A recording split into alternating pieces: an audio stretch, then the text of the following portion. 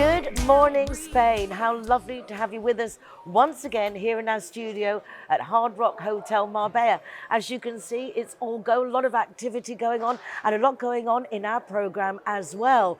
Spain has so many ferias and fiestas, and January is already kicking off with a few, so we will be beating the drums and blessing our dogs. We will also be talking about the Booker Prize, new consumer laws, making meal plans, a new app called Imposter, Dry January, and so much more. Good morning, good morning, Good morning. good morning. Good morning. Lovely to be here again, and so funny, everyone's talking about getting back to normal. Well, there's never back to normal in Spain because there's always so many fiestas. It's incredible, isn't it? There's always something going on. In fact, Linda sent me a social media post the other day, and it was a joke, and it literally was, well, I'm going to be going to this, and it's just non-stop. Yeah, it is. Yeah. But a couple of really cool fiestas coming up are one that's happening very soon, which is the Fiesta de San Anton. Yes. And that's a cool one because it's the time that everyone blesses their animals. Patron saint of pets. Very cool. So if you've got a San Anton church near you, there's a very famous event in Madrid, but also quite a lot in the Barcelona area. I think it's there's their patron saint, so it's a biggie for There's a big area Barcelona, in the Barcelona. Balearic Islands. Yes. Take your pet along and you get blessed, but check first that they're doing the blessing. But it's a big thing. It is a big thing, and there's obviously there's music and there's food, as there always is in a good Spanish event. And then another very cool one on the 20th of January in San Sebastian is the drum roll, the Tamborrada, which is literally a tambor is a drum, but I think they drum for 24. That's the one I want to go to. I think that would be so funny. That has to be Too a really noisy. good, I mean, that. Too noisy. I've experienced the drums. I had like 40 drummers, and that is like, yeah, you just want to move. You just want to like dance along with And them. that It's great. vibration, Yeah, you definitely. can just, you know. It must be so tiring though, right? And so Well, I imagine it's not the same drummer for 24 hours. I would imagine it's a tag team. Shift work. I would hope it would be shift and work. it's also San Sebastian in Palma de Mallorca as well. Right, yes. I don't know whether they do drums there, but it's also. But good. it's very Same cool. thing. So there's a nice thing coming up. And then, of course, at the end of the month, we have the International Tourism Fair in Ephema in Madrid. And that's one of the biggest tourism fairs in the world. Correct. Wow. Very Correct. important, very, Good Morning Spain has been quite a few times. And definitely well worth it for, if you're looking to, because it's for the professionals, but then also on the last days, they're open to the public. Yeah. It's a trip around the world without leaving Spain. Exactly. No, it's amazing because there's so many stalls of all the different very areas of interesting. Spain. And everybody's trying to promote what they do, Yeah. so you do see the best of what they've got to So offer. is it tourism businesses and Yes. stuff? Yes, so it's all And got to countries. do with the different countries and all different businesses, anything to do with leisure, really, and holidays. So So interesting. a few things to look out for on the Spanish calendar. Make my day. Make my day.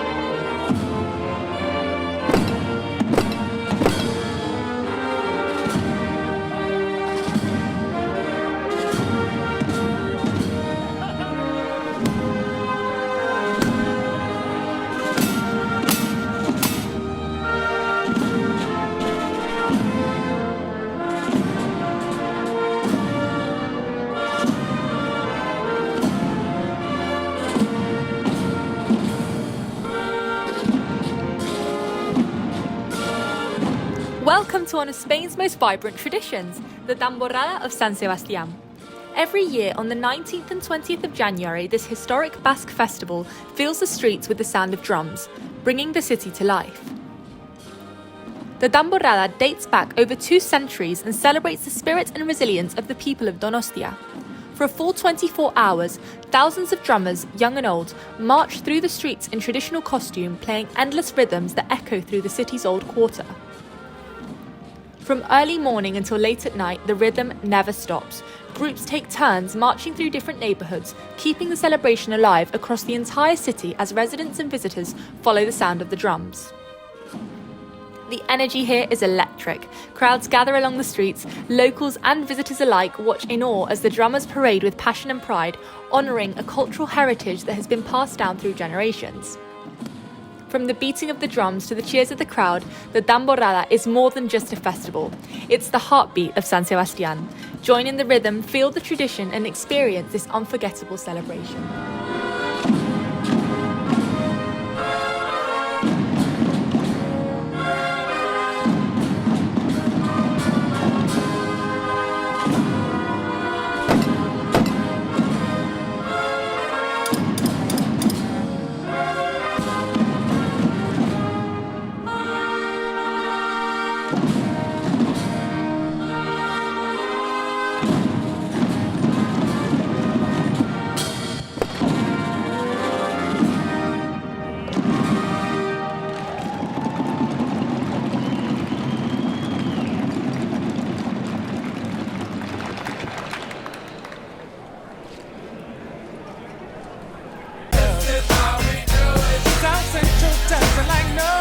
Apparently, it's dry January. People who like to drink often take the first month of the year, I think, to recover from all the drinking over Christmas and New Year. It's a lovely concept and it fits in very well with a group called Sober Socials, who are encouraging people who don't drink to club together because you can still have fun.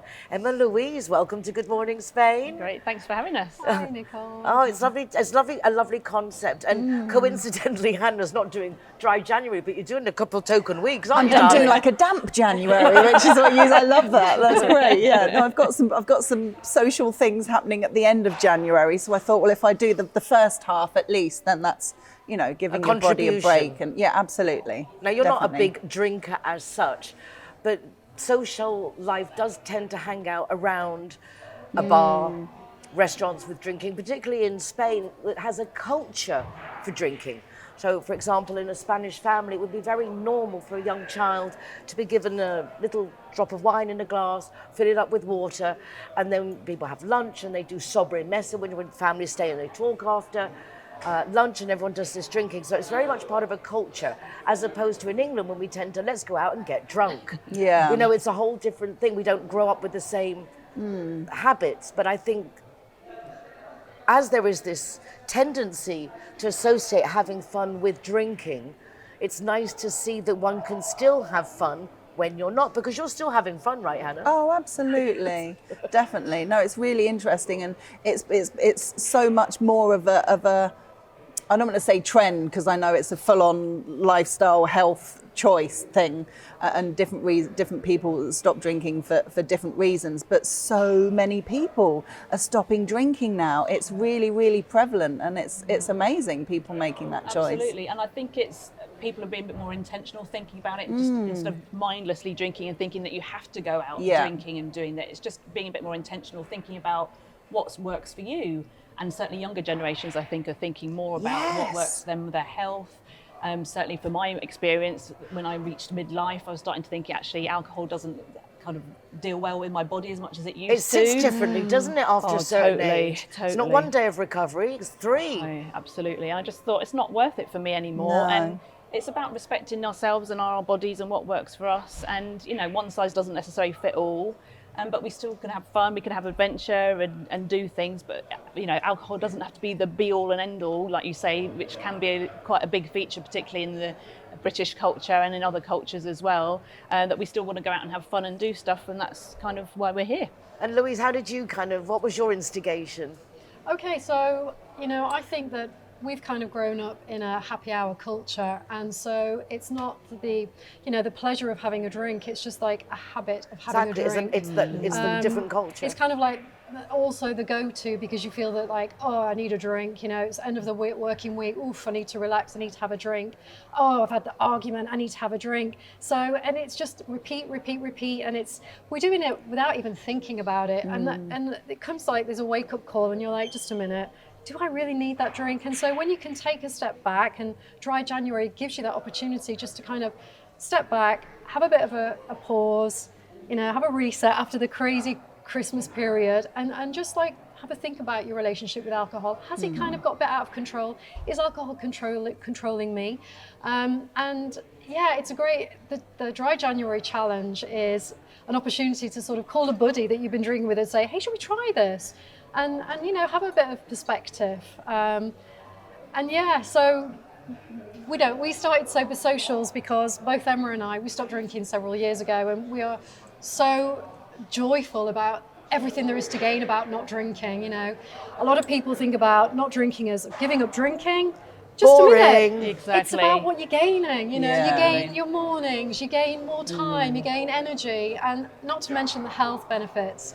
So Sober Socials is an online community where women who are either already on the path of sobriety or sober curious can reach out, be inspired, connect, and just have a good time. Yeah, and even that's if you're what we're all still about. drinking as such, you can still become a member, because in the sense of the only way to change habits is by changing something, getting involved with something different, because a lot of people will think if they give up drinking, basically you have to stop your friend group.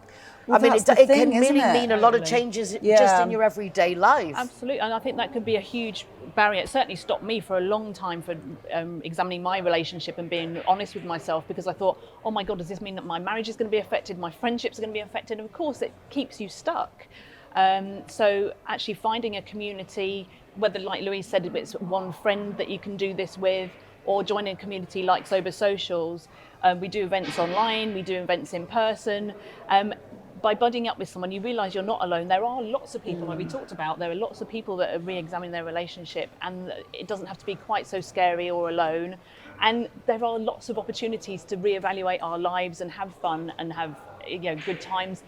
Instead of thinking about it as a punishment or something that's going to be hard, how about completely reframing it and saying, actually, this is an opportunity to experiment and try something different. Yeah. Maybe I want to go out and do walk in the mornings, or I want to try a new hobby, or whatever it might be. It doesn't have to be a limit. We It needs discovered tufting expanding. last week. We've got to be sober for that.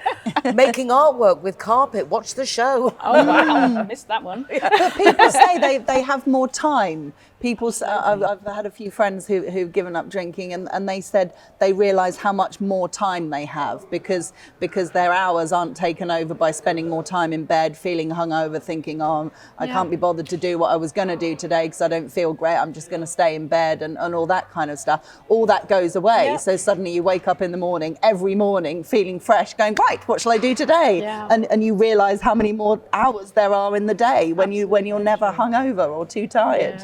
Yeah, absolutely. Gaining time is a big benefit from stopping drinking. You know, you picture it. You come home from work, you have a drink, and then you're slumped in front of the TV. Instead, you can be like, okay, look, let's hit the gym, or let's call a friend. Let's do something a bit more productive. So you got the time. You got, like you say, you got more energy. And new opportunities. Ripple effect. Yeah. Well, do check out Sober Socials if you'd like to see what they're about. And also, wherever you are, you can join up and get involved with the online things. And if you're in the area where you're based, then you can get involved personally too. Thank you so much, girls, and well done. Yeah. Lovely initiative. And well done, Hannah, Yeah. for your 12 and a half days contribution. It all counts. It all counts. It doesn't have to be all or nothing, does it? Yeah, exactly. Yeah. Exactly. It's getting used to it not being a Not regular. devastating. Exactly. It's just something Yeah. new to do. Yeah. Yeah. So come and join the community. Yeah. I'll wait to hear from you. Yeah.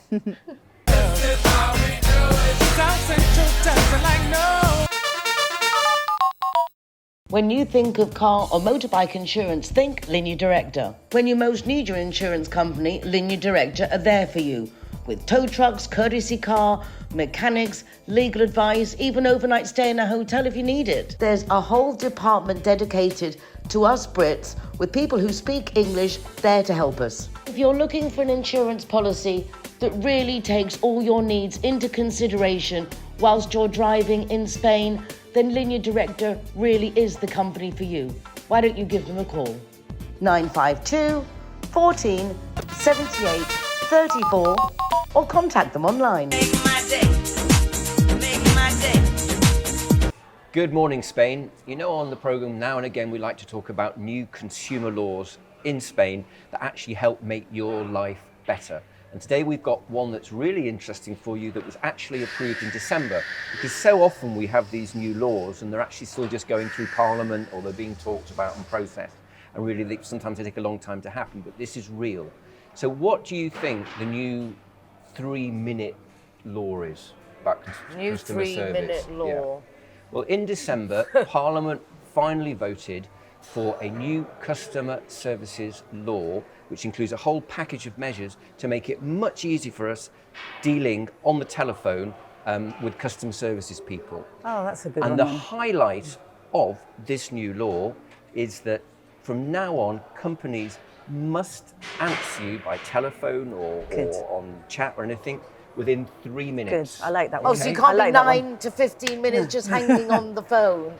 Absolutely not. Absolutely. That's now illegal in Spain. So it's a big thing. Slight caveat on it. This applies to essential companies, all essential companies, whatever size. So gas companies, postal companies, courier companies, transport, airlines, trains, all the kind of essential things in our lives. And also, it's not every single other type of company, but it's ones that are of a certain size that have 250 employees, so it's bigger companies as well. Oh, I'm wondering though, because I'm thinking as you're saying this, Uber, for example, but they Yes. don't necessarily employ people, do they? So they might not Well, be... it's very crafty, the law, because it's very well thought out, because that would apply, because even if you don't have a lot of people, if you're part of a bigger organisation with more people, you have to comply as well. And even if it's a foreign company, so it's based in another country, which Uber might be, I don't know, it still applies if you're selling in Spain as well. That's a good thing. That is a very good thing. So it's not That's just very that good. headline, the 3-minute rule. What they're obliging these companies to do is you must be able to talk to a real person, because how often now do we have to press buttons and wait for recorded messages and go through? You are obliged under law now that if you want to get through to a person, a human person, you can do, because with the rise of AI and Well, back to this, because with this, I use Uber Eats now and then, and the other day I decided that I would do that, and they sent me a photograph of the delivery as if it was delivered, but they'd left it in a corridor. They said they'd called, but they'd never called. So it was obviously the driver just knowing that he could get away with it, obviously fancied what I got, and I've done 4, 5, 6, 7 days in a row with a bot. Oh, wow. And they tell me resolved, and I go back, no, not resolved, and I go back with it again, and you can't get through to speak to a person. as my or like with a understanding telephone is company, the same thing. illegal now. No, in I know Spain what to and reply England. now. I'm going back. Yes. Neil says I don't want a bot. And it gets better as well. Neil says I want a person. You know what that's going to end in, though, don't you? Yeah. Uber will pull out of Spain. Well, that is the I doubt debate. No, it. but This that is would be at good for cost. Spain, because I stopped using the Uber cars a while ago, because they tell you they're on the way, and then they just change halfway through, and God knows what. And now I'm not going to use Uber Eats either. So. Well, it affects lots of other companies Without as well, prejudice. not just Uber. Well, but it gets better than that as well, because not only that, the key energy companies have to operate a 24/7 line as well. And if you're not happy with the answer you get on the telephone or through the bot, you are obliged, you have to be put through to a supervisor. How often are you talking to someone and say, oh, my supervisor's not available, or I'm the boss? It's very, very frustrating as well. You can be put through to a supervisor. That is very that all sounds positive. really I wonder if all they can positive, enforce but them, yeah. though. Yeah, we'll come to enforcement in a minute. More things on top of that. If you have a complaint in Spain now with these sort of certain size companies and sort of essential services companies, they used to have to resolve the complaint within 30 days. They now have to do it within 15 days, within 2 weeks as well. Wow. Okay. Companies are obliged to keep a log of when customer complaints come in and provide proof that they're training staff correctly and everything. So it's really about deepening that whole relationship with the customer as well. So good news is that as well. Really is. I mean, it's definitely steps in the right direction. Yeah, absolutely. I mean, the book is the Libro de Quejas. I had one when I had my hotel. And I actually had one queja, and I was like terrified, like filling it all out, but it was fine. Yeah, well, you have to get back to them now in future. Spam calls are finally banned, so they can't call you now, and they have to call from a recognisable number.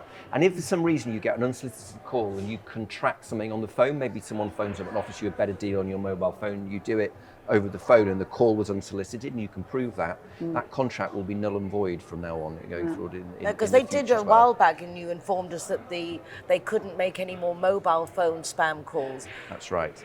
Which now are much less, but the amount of fijos, the fixed phone number of spam calls, is just you can't surreal. phone people now. Now you can't have these expensive pay numbers for customer services. They have to be free calls. So none of these. Those 902, 903, for customer 904s. services like that. Other couple of interesting things is there's lots in this deal. And I say it's law. The MPs have voted it through. If you have a subscription, like an online subscription, you've signed up for something, they can't renew it automatically without reminding you first. Oh, so that's they have to brilliant. send you an email saying, That's I've brilliant. been stuck with that a few 2 weeks times. before. How many of us signed up to magazine subscriptions, websites for different software and stuff, and we just forget, and you're looking, oh my God, there's 50 euros gone out of my bank account. They have to write to you 2 weeks before and say they're going to do it. And also, if a company on its website, remember it's companies of a certain size, is claiming customer reviews, they have to prove that they're real customers. Okay, that they're not making it up. So it's quite an exciting law, really. Yeah, that's good, that is. How do you enforce it?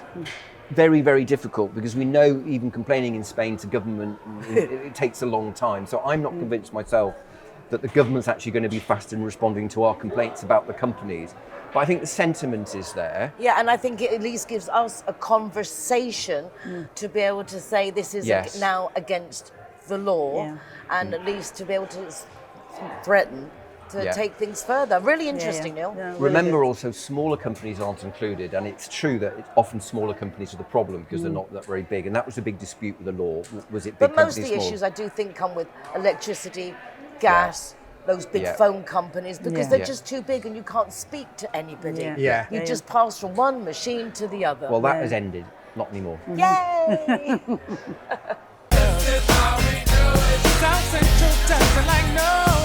We've often heard our lovely Linda talking about meal plans, and I'm very good at planning meals, always want to eat, but I don't think she kind of means it in that way. And I thought it would be worthwhile actually explaining what is a meal plan as such. Right, okay. What I normally do for a meal plan is I do a nutritional assessment.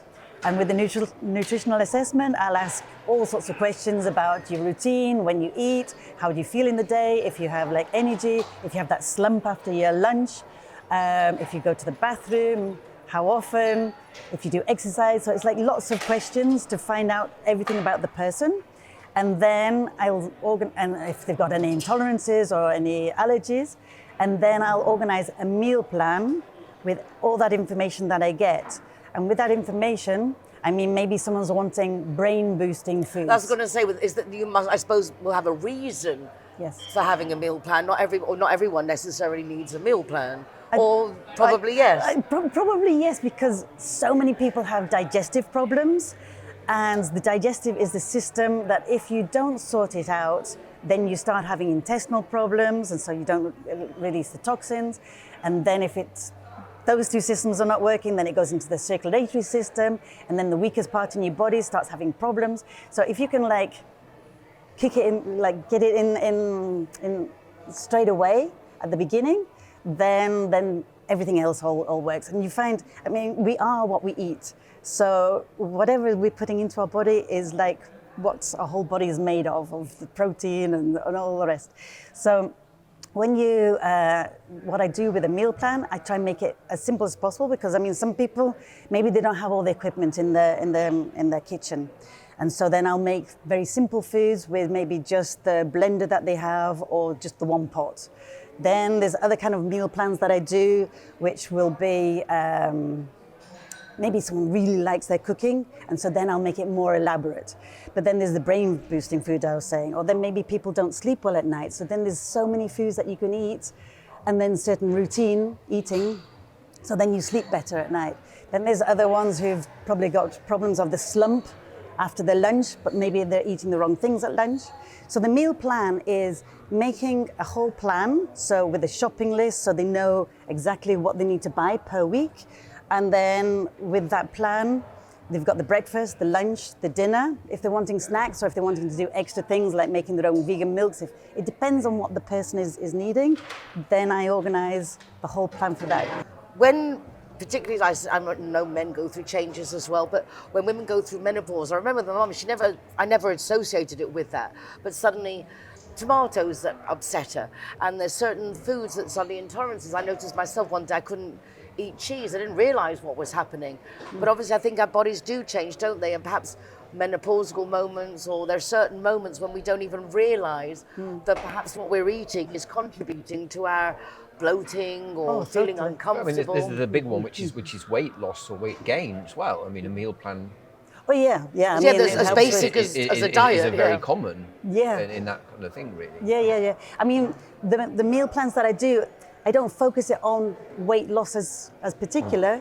For me, it's the most nourishing the whole body. So then you just feel fabulous all day. Absolutely, it's more natural progression. But then it does kind of drop off if the body is needing to lose weight, because it's very natural, very clean foods. If someone needs they've got problems with gluten-free or dairy, then I'd like reduce those things. But as you're saying about like the cheese and the bloating, I tend to do a lot of anti-inflammatory, because that's usually the base. And then if it's more so, then I focus even more on that.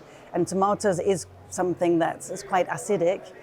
You don't realize it, but it can produce quite a lot of inflammation, especially if someone's got arthritis or if they've got those kind of things. It's curious because even that, I've noticed that there are certain things that I can eat, and suddenly you get that like pin sensation that someone's stabbing a needle in your, like in a joint, and obviously it's the arthritic response to something I've eaten, and that was really curious. Because it's like you don't realize how that can be so related, and I never really thought about how much we are what we eat until you think about when it starts about, would you give Coca-Cola to a plant? No, you give it water. And that was when I think the first time I actually started thinking about what we put in our bodies, whether maybe it's good, because processed food's like the worst that you can do, and yet we seem to take processed food without realizing it now half the time. Addiction sometimes to the sugar in them. Oh yeah, no, and if you see all the stuff that's written in, I mean, definitely look at. They make it so complicated that you look at the labels and you have no idea really half of the stuff that's in there. But are you allowed treats in your meal plans? Can you go out for dinner once every 6 months? No, of course. No, even things like that. I mean, there's certain things on the menus that you can eat, and so if someone likes to eat out regularly, then there's certain foods that would probably suit that person more when they go out. I mean, maybe if they've got dairy problems, obviously they wouldn't be having the ice cream after their meal, or to look at something that doesn't have the creamy sauces, and to have something. A little chocolate. No, but it's also important that, you've got like the 80-20 rule that a lot of people go into. I like that. I'm liking the 20. Some people do the 10, but anyway. But no, it's important also that you enjoy having those little treats, because if you think, I shouldn't do eating that, that's really bad for me and all the rest of it, just that energy of eating it in that way is also doesn't make you feel good. So it's like you're stressing yourself about it. Yeah, that's a very good And point. your body reacts because we believe it's like that, what they call it, psychological, when you just, it's like you self-convince you have sinned. Exactly, but it's the same thing when I tend to eat something that in theory you shouldn't, and I consciously say this is doing me good and my body needs this right now. So at least not contribute with the only like adding to the problem. No, it's important, because then it's like still my body's processing this a good frequency as you're eating it. It's like like blessing that food that you're eating in a way. So definitely. So there's many reasons to look at doing a meal plan apart from just planning the next meal. You get the whole week all sorted, or the month. Thank you, Lynn. No, you're welcome.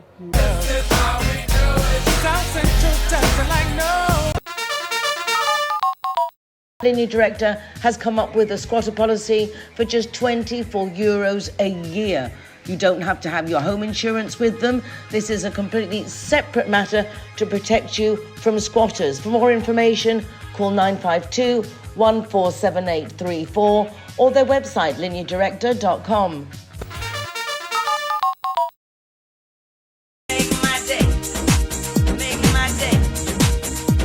Good morning. Well, I found a new game. As most things, people my age, we found it on TikTok. And it's been trending recently. So as I've been playing so much with my family, friends, and as everyone else in the country, I thought I would come here and explain it to you guys today. I'm looking forward to it. I like a nice game. It's a really easy game, so you can play it with your family, with your friends, anywhere you want. It's basically a word game, in essence. It's called the Imposter. I don't know if anybody here has played it or seen it. Or not heard of it. Not at all. All ears, Okay. Lily. Brilliant, okay.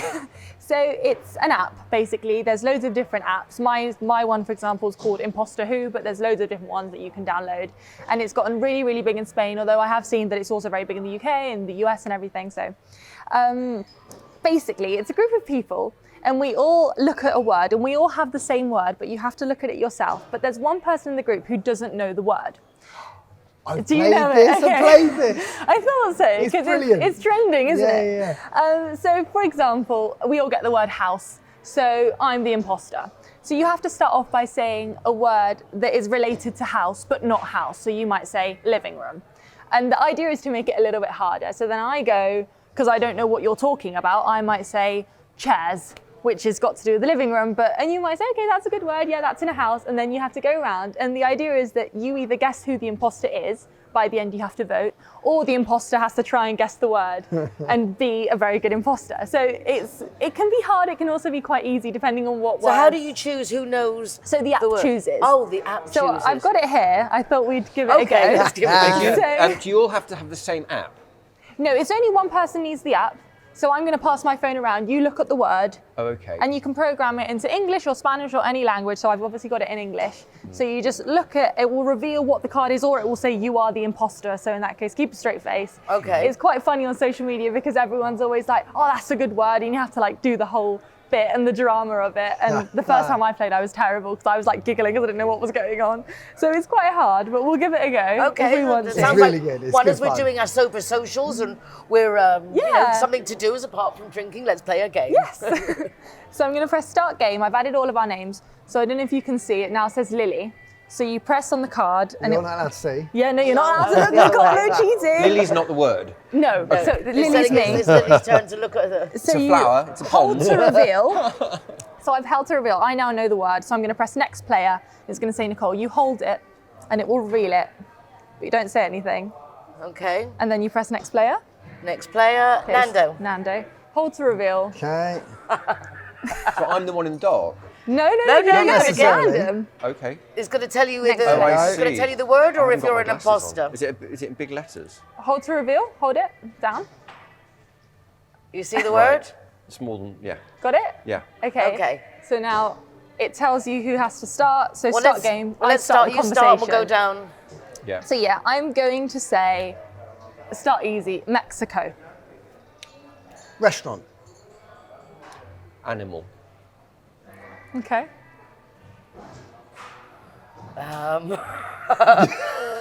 Animal restaurant, Mexico. Animals in Mexico. Hyena. I think we know who the imposter is, guys. It's a good first round. We'll do one more round and then we'll vote. I'm going to go with peppers. I'm going to say spicy. Tradition. Tacos. Okay, Oh, that's that's a good better. one. That's better. But I don't get where his one was coming from. It was like, that's what through animal. It's like, Well, do we want to go one more round or do we want to vote? I I think we should probably vote. Okay. I think Nicole's the imposter. Yeah, but Nicole gets my vote as well. Okay, so Nicole, it's got potential. what was the word? chicken enchiladas. Yeah. Chicken So you were very enchiladas. close with tacos. Right, it was when you said animal, that's what threw me. Well, yeah. So he's good at the game because he knew which part to Yes. emphasize to know I was the imposter. So it's, I was going to say tacos until I you don't think said there's any strategy. animal. it's hard being the imposter. It's isn't it? hard being the really imposter. is. Yeah. Like when you know the word, it's so obvious. But when you're the imposter, you're like, what? Yeah, when you said Mexico, I was going to go for Well, something, but when you said animal, Then it's like, well, I'm going to say taco now. I mean, where does that come in? But I didn't know it was a chicken taco, chicken enchilada. The idea is that you do harder words. So I started off really easily. So you I can thought go for chicken things that are enchiladas really was fast. very hard. Okay, one more, one quick one. Do you want to go One quick one, Okay. one quick one. So you get the gist at home. It's really fun. You I get want a so chance to much. redeem myself. So we're going to start again. Oh, this is a hard You one. should be wait. amazing at this because you think on your feet with all the TV. I you know, do. but should you be- threw me with animal. Well done, you. Well, it wasn't intentional. Okay. Okay. But some people are very Next good player. imposters. Let's have a look. It's fun, isn't it? It is fun. I play it for hours. Oh, Everyone sorry. I've introduced it to, they've all been like, go, another one, another one. I think there's a TV show that my son-in-law mentioned, maybe Got it? in the Got it. UK, that's Imposters, and there's all famous people. It's it was Traitors. horrible. Traitors. Yeah. This is a Oh bit like my Traitors. gosh, Traitors, that was very, very watered down heartbreaking. Traitors. Yeah. So the app says Nando starts the conversation. Oh, okay. I'll go nice and easy. Fruit. Sweet. Tasty. Ice. Wet. Bitter. Cold. Lime. That's a good one. Drink. Fizzy. Bubbles. Summer. Well, I'm ready to vote. I'm not going to lie. Okay, go for it, Nando. It's not me. Oh my God! Oh, that was I well redeemed played. myself. I rest my case. You did I'm really happy. well there as I have well. no idea. Lemonade. Well, there you go. Oh my God, that is classic. That's how you play. Well See, I done. learn quickly. I'm a quick learner. And it's good because you had two people in front of you, Yeah, so you can hopefully cut an eye. I yeah, was well, I did convinced last it was time, but Lily. no, Why, 'cause of I was Yeah. absolutely. I was like, what? Excellent. So That's play really at good. home. Exactly. It's very fun. Make my day.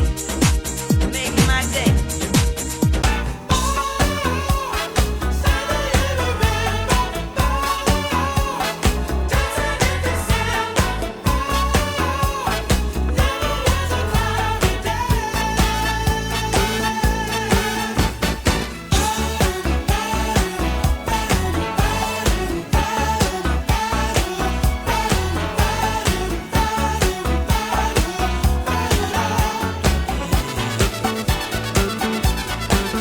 Hello and good morning, Spain. Today we're going to be making sopa de lentejas, lentil soup. This is a classic, one of my personal favourites.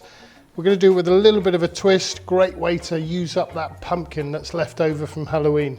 So I've got a nice big pot on, heating with a tiny bit of olive oil, medium to high heat, and we're going to start off by frying off our chorizo sausage, our black pudding, and our bacon. So I'm just going to slice these up into nice big chunks. This is depends on you if you like it little tiny pieces.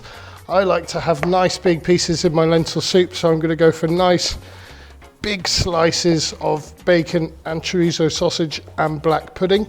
We're going to whack that into the pan and start searing that off.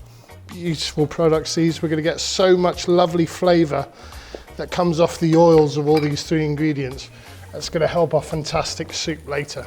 Right, so straight into the pot. We can hear that sizzle. That's a great sound. Just going to give this a good bit of colouring. So keeping an eye on it, moving it around. Meanwhile, we're going to get chopping. Lots of chopping to do with this, but very easy. So we're going to start off with our onion, just topping and tailing. Take that excess skin off. Let's chop in half. We want to go for really finely sliced if we can with this. This will help later on. We won't find those pieces of onions. So slicing one way and then slices the other. Take your time with this. Nice sharp knife really makes a difference.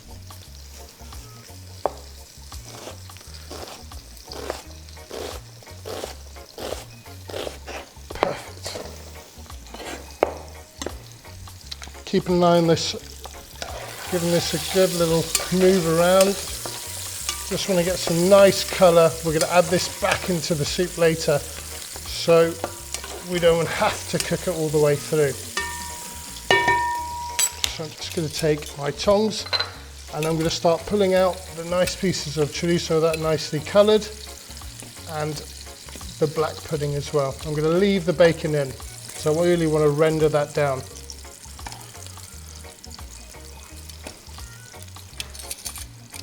Beautiful. So pan's still really nice and hot, going straight in with my onions. This is going to pick up all that beautiful oil that everything is left off. So I'm just going to add a little bit of seasoning to this, being very cautious with the salt and pepper because the bacon's quite salty and the chorizo is quite spicy. So meantime, we're going to keep going with the vegetables. Going to get this carrot sliced, a bit of celery and a little bit of leek.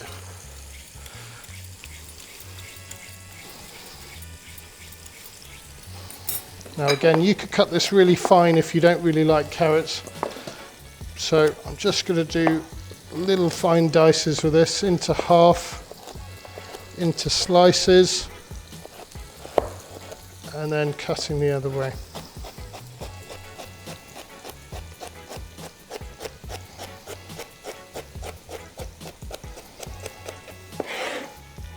Could do the same with the celery, just cut that in half and half again, a few slices, and then chopping the other way.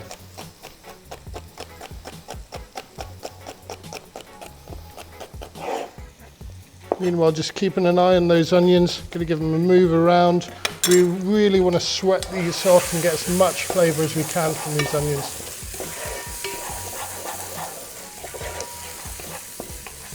Smells fantastic already. Bit of leek, same again, just going to slice in half, slicing one way and then slicing the other. This is all going to give fantastic background flavour. We're essentially just making a vegetable stock in the pot. So we're going to get that in too. This is going to help your onions now because the celery is full of water, so that's going to stop them from burning. We want to get some really nice colour on all these. Meanwhile, I'm going to just slice a few slices of tomato in here as well. This is going to turn almost into a paste when we're finished, so we won't even really know it's in there. So just slicing one way and slicing the other.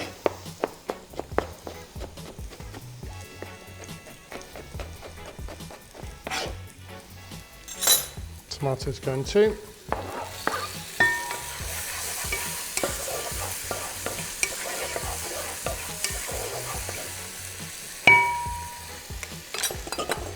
Bit of green pepper now. Same, I'm just going to use a little bit here, so slicing down, slicing one way,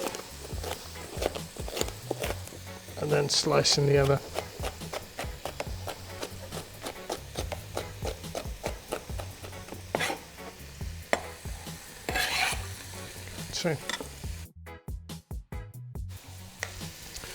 Okay, so moving all this around now, we want to get some really nice colour on everything, make sure everything's cooked down. We're going to add some more flavour now, and then we're going to add our lentils. Now, I've soaked my lentils, and I've taken them out and given them a dry.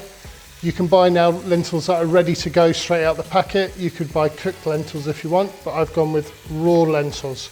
So, in this pot now, I'm going to put in a bit more flavour, so I've got a tiny bit of cumin, just a half teaspoon in there, and a teaspoon of sweet paprika. Now we're going to cook this out. Remember, we want to activate these dried spices, so we're moving that around into our lovely mix that we've got here.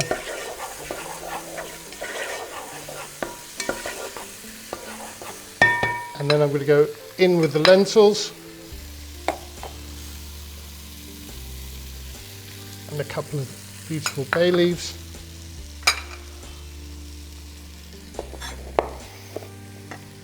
And some sliced garlic. I like these really nicely, thinly sliced bits of garlic. When you spot them in the soup later, they just melt in your mouth. They don't even taste like garlic anymore. Beautiful texture. So, giving this a good move around. Some people now would add a little bit of wine or a bit of stock. You could do whatever you like, or a bit of water if you didn't want to go down that route. We want to cook out these lentils for about 20 minutes, and then we're going to come back and add our potatoes, our pumpkin, and our cooked chorizo and black pudding. So I've got a bit of stock here. Just going to submerge everything.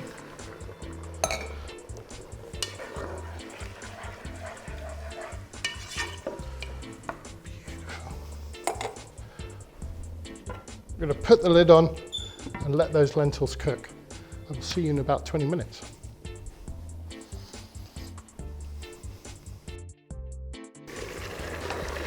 Okay, so we've had these lentils now just bubbling away for about 20 minutes. They're almost soft to touch. So now's the time I just want to add some lovely diced up potatoes, that beautiful pumpkin, and that already sweated off chorizo and black pudding. I want to get all those juices that they've left sweat off there. Now, if it's a little bit dry, you could add a bit more stock. I'm just going to top it off here so everything's just covered.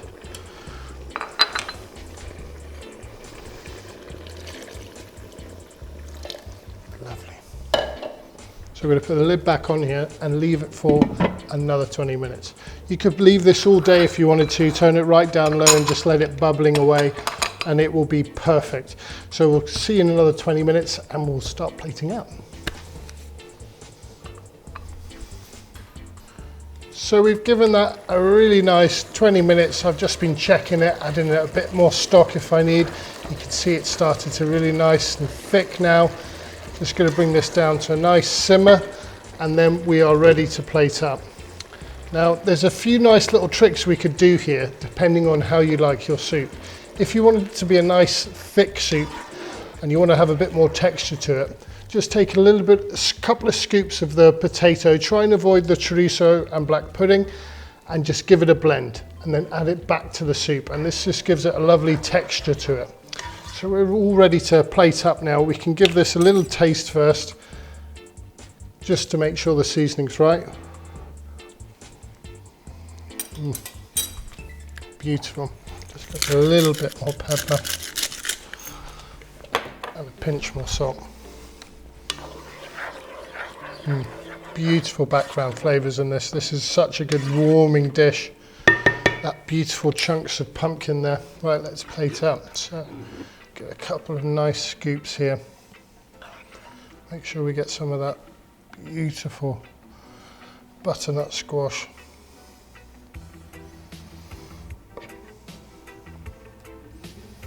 Now, let's finish this off. We can have a bit of fresh parsley on top, nicely chopped, and some beautiful rock salt. A little drizzle of olive oil. And we are ready to go. Now, this on a cold day.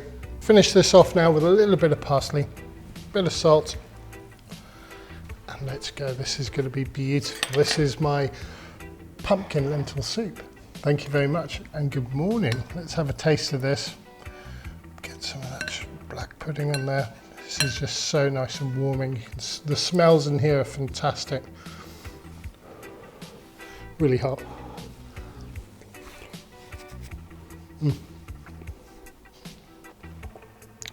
Just delicious. Can't beat a bit of bread in this. Dunking it in, that's just lovely. Thank you very much, and good morning.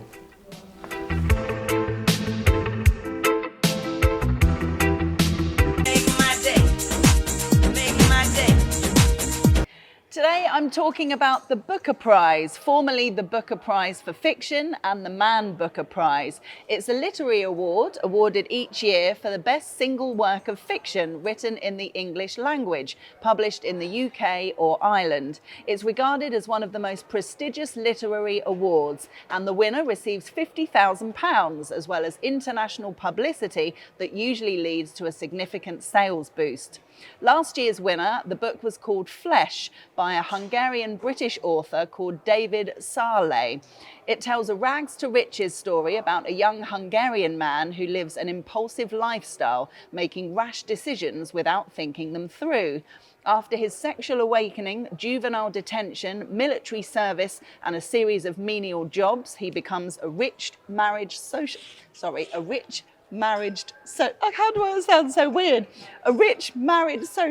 in London. I don't know why that was so difficult to say. Maybe because you don't know many. Exactly. It's a whole we new don't thing say for that me. often.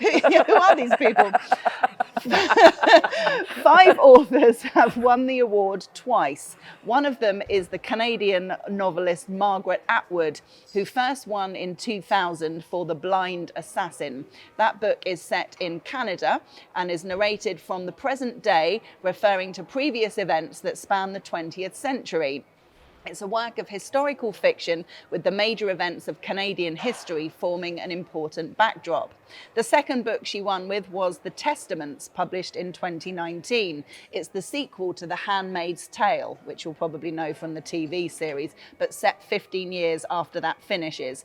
It's narrated by Aunt Lydia, who was a character in that first book, and Agnes Jemima, a young woman living in Gilead, and Daisy, a young woman living in Canada. Another author who's won it twice is Hilary Mantel, a British author who won for the first time in 2009 with Wolf Hall, a historical novel named after the Seymour family seat of Wolf Hall in Wiltshire.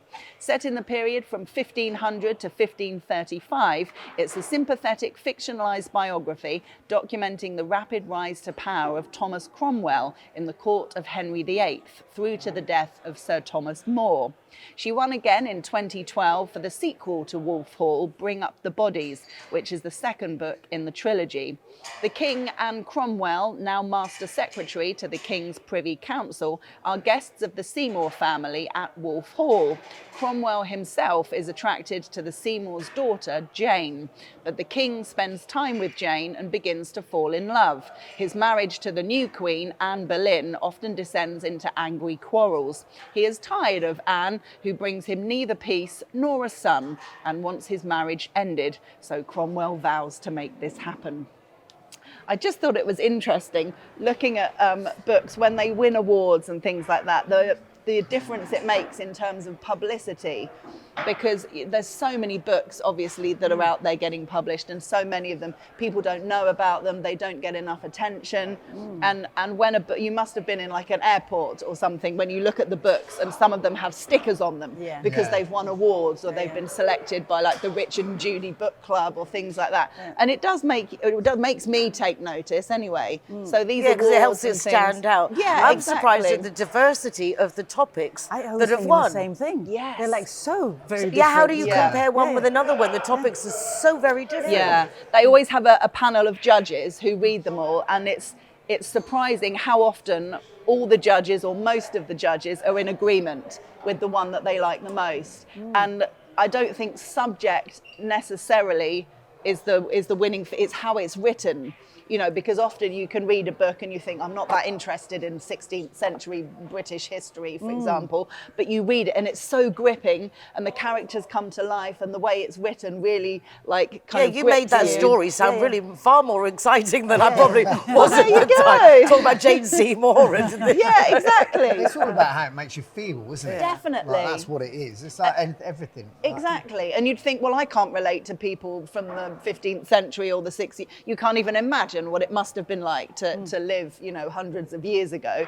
But if you read a book that's written really well, and the way they describe what people are wearing, or what people are eating, or how people interact in a marriage, or all these kind of things, you're like, and it, you know, we've all probably seen films that about periods of history that we can't relate to at all, but Downton Abbey, for example, you know, things like that come across so well. You can imagine what it's like to be there. Exactly. And it's the same with a book. It brings it to life. Exactly. If a it's good written book well, comes to life. Yeah, absolutely. So it's worth thinking, if next time you're in an airport, or if you're just looking for a new book to read, recommendations can go a long way, and books that have won awards for a reason. So if you are looking for a new book, have a look at books that have won the Booker Prize, and you'll probably do well. Awesome.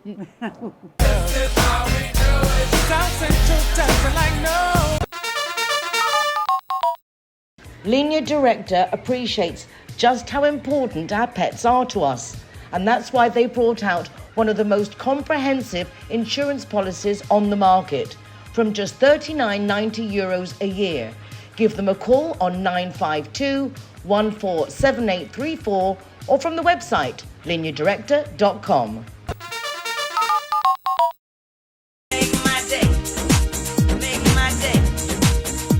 Before we finish the programme, we're going to wish our lovely Nando farewell after 2 years or more, actually, of Good Morning Spain.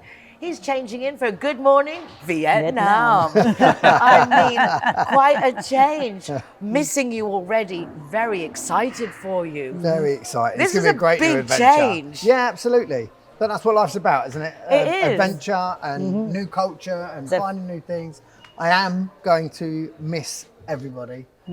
This has been one of the highlights of being in Spain, so I will be very sad to say goodbye to all of you. Yeah. Well, we miss you, but you will always be part of Good Morning Spain. Your you. space is always here. You are part of the furniture, as I say. But we're really excited for you because you and Tam are heading out to Vietnam. We are. I see that you will be doing a YouTube following that we can take part to join you on this adventure. Yeah, So tell yeah. us a little bit about how you're focusing this. You're still going to be doing your training. Yes, So- of course. Yeah. I'll still be working with dogs. I'll be working with dog trainers all around the world. Makes no difference whether I'm based in Spain or if I'm based in Vietnam. But I will also be documenting the whole process. So moving from Spain, I've got 4 dogs to take. Whoa. I've got to fly over. I've rehomed in the region of 100 dogs. Wow. But they've all gone by road, bar one. And that was only to Finland. And that was a really smooth process. Moving 4 dogs to Vietnam, totally different kettle of fish. It's a lot of stress. Yeah, I mean, I don't want to be so, but just keeping them, they don't pass them by the kitchen on the way through customs. But there's the Nicole cultures, King. but the cultures are so different there. The culture is very The different. cultures are so different. I'm And I think actually how long it's moving- taken to get Spain up to date with animal Yeah. laws, and now you're going back 30 Well, years. that's what they But need, it's don't true they? They that need to Vietnam know. is very popular now and is getting a lot of good vibes, good feeling about people living there. So congratulations. Thank you. I think it's just like new challenge, new adventure. I think you've got to do these things in life, otherwise. And definitely get yourself out of the comfort zone and definitely, and you grow even And more. it's I right love up all your that street. stuff. You and Tam love adventure. We do. You know, you really do everything that country is going to offer you. I just think I'm really excited. Obviously, Thank you. heartbroken, but at the same time, delighted for you. Really exciting. Yeah, the language is a whole new thing. Like we're learning. We've already started our lessons, and we're gonna Integrate. Yeah, absolutely. Yeah, we've promised we'll go for a minimum of 2 years, give it everything that we've got, make sure that we give the country a chance. If it all goes wrong, we'll go and find a new country. We'll go to another adventure. Or you can always come what it's home. about. We'll always have your back. We'll keep the sofa warm. Exactly, we'll always have your back. We'll keep the sofa warm. But yeah, I'm super excited, and I'm super grateful to have been with you guys for the last 2 years. And I really appreciate it. It really has been a fabulous journey. And Nando met his love on Good Morning Spain. I'm very proud that you have the love of your life through Good Morning Spain. Yeah. Which is nice to see that lovely stories have come out from the programme, and that you're going to be taking us with you over to Vietnam. Yeah. And so what's your YouTube channel? Yes. So anybody that wants to follow the journey, we've got a YouTube channel called Casa Moreno, which is all about life in Spain, but obviously is now going to be about the transition and life in Vietnam. And all of the challenges that come with that. So, And I'm sure there will be many, but at the same time, when you do something with illusion, how do you say that in English? With enthusiasm. Thank that's you. a When good you do word. it with enthusiasm, it's definitely going to work out well. Well, I hope so. Yes, we know so. So Nando Moreno from Casa Moreno, the House of Brown, is off to Vietnam with Tam. I like that. It's like poetry in motion. You will keep us posted. Of course, of Awesome. course. Send us a few postcards. I will. And keep your eye out for the YouTube channel Casa Moreno, as well as Good Morning Spain. Thank you so much for everything, you. Nando. It's been an absolute joy. Thank you. Make my day. Make my day. We We hope you found the program informative and fun. Do check out our website, goodmorningspain.com, and follow us on YouTube and social media. We love having you with us. Have yourselves a great week. See you next week. Bye for now. Bye.